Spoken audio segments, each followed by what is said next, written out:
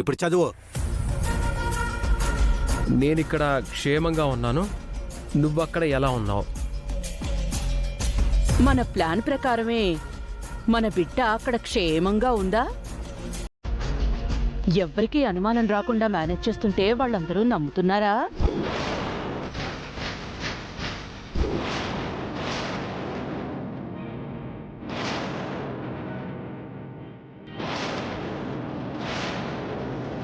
అయ్యయ్యో, plan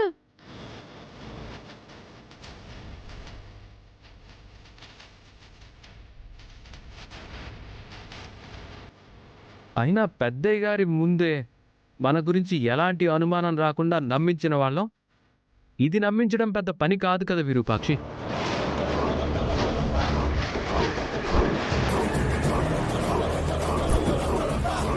no, ఇదంతా అబద్ధం.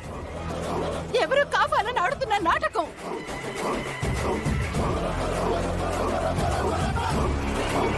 ఆ రాఘవ ఎక్కడున్నాడో ఎలా ఉన్నాడో కూడా నాకు తెలియదు.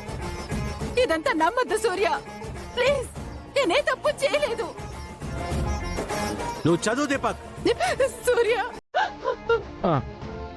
మన అదృష్టం ఏంటంటే రూపలాగే మన అమ్మాయి కూడా పుట్టడం.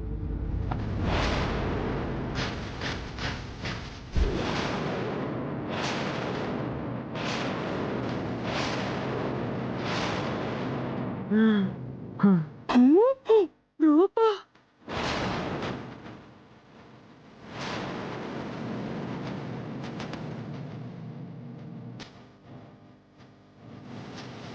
పెద్దయ్య గారు నమ్మడానికున్న ఒకే ఒక్క కారణం కూడా మన రుక్మిణియే.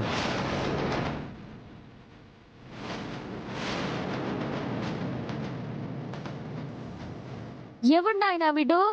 నేను మీ కూతుర్నే. నాది మీ రక్తమే నాయనా. వాడెవడో నాకు తెలీదు. నువ్వు చదువు దీపక్.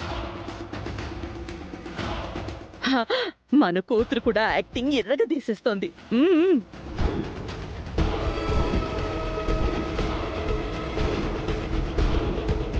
అందులో ఎలాంటి అనుమానం లేదు.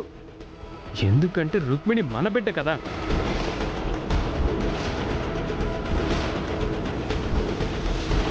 ఆ యాక్టింగ్లో మనల్నే మించిపోయింది. అయ్యో, ఇదంతా అబద్ధమని నాన్నకెలా చెప్పాలి? నేను రూపని అని చెప్తే ఇంతకాలం ఎందుకు మోసం చేశామని అడుగుతారు. అప్పుడు నన్ను నమ్మడం కూడా మానేస్తారు. ఇప్పుడేం చేయాలి?